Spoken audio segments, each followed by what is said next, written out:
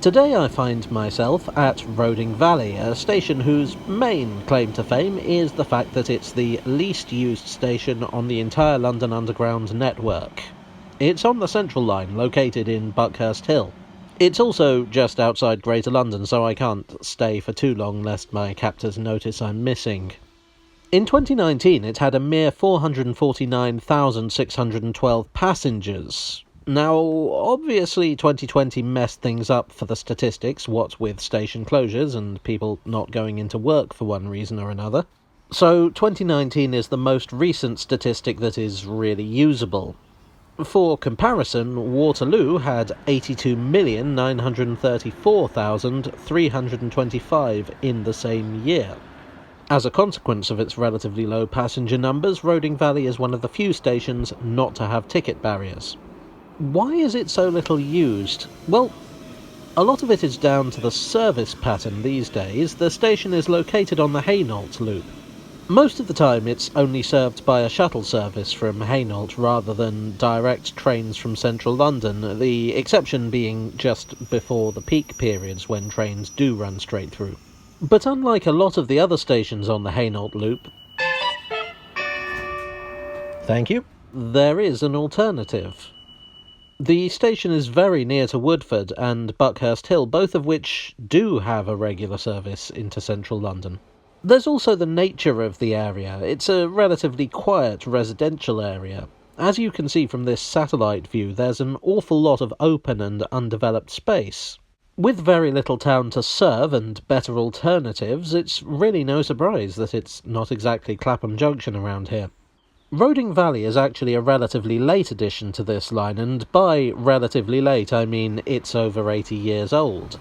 As you may recall from my videos on Barkingside and Newbury Park, this line was built by the Great Eastern Railway in 1903. But at that time there was no station here. You can kind of tell from the architecture. Those stations have Great Eastern Railway buildings, but this one has more of a post-World War II feel. The station was built by the London and North Eastern Railway, which absorbed the Great Eastern Railway in 1923. Now, how can I explain the London and North Eastern Railway's financial situation in a non-train nerd appropriate way?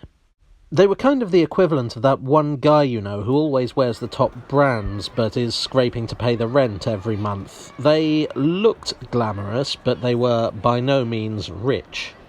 Roding Valley was built on the cheap in 1936 as a halt. In fact, it was actually called Roding Valley Halt. At the time, this area was being developed, and a lot of the houses are built in that very distinctive 1930s suburban style that you get everywhere in London. The name Roding Valley kind of reflects the fact that it was a housing development. There's no town called Roding Valley, but it's just the sort of thing an estate agent would name a new housing estate. The kind of bucolic place where you could settle with 2 adorable children, a faithful dog and an Austin 7. The LNER hoped to cash in. The station was very minimal, being just a couple of basic platforms, some wooden huts, and this footbridge. Possibly the LNER hoped to upgrade when this inevitably became a bustling commuter hub, but they wouldn't get to make that decision. In 1935, the New Works programme was announced, by which this entire line would be taken over by London Underground. The Second World War would cause the entire scheme to be postponed, but in 1948 the takeover was complete. In 1949 the wooden structures were replaced with more permanent, but still relatively basic buildings. Unfortunately for poor old Roding Valley, the post-war years would see a rise in opposition to unchecked urban growth, so it's always been quiet. I know someone in the comments section has already pointed out that compared to a lot of stations away from London, 449,612 is actually not quiet at all, but this is the Underground we're talking about here.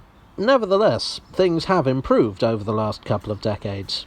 In 2006, the station was refurbished. In 2007, its location was upgraded from Zone 5 to Zone 4. And over the past decade, passenger figures have seen a slow but steady rise. Well, apart from 2020, but that doesn't count. Still, Roding Valley remains a curiosity of the tube, but one that's not without its charms.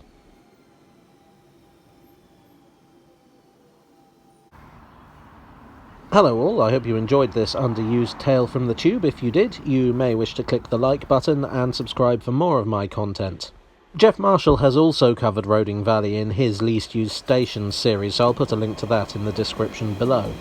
As always, I'd like to thank my donors on Ko-fi and Patreon. You are the housing development to my rough wooden halt. And I'll see you all again very soon for another tale from the tube.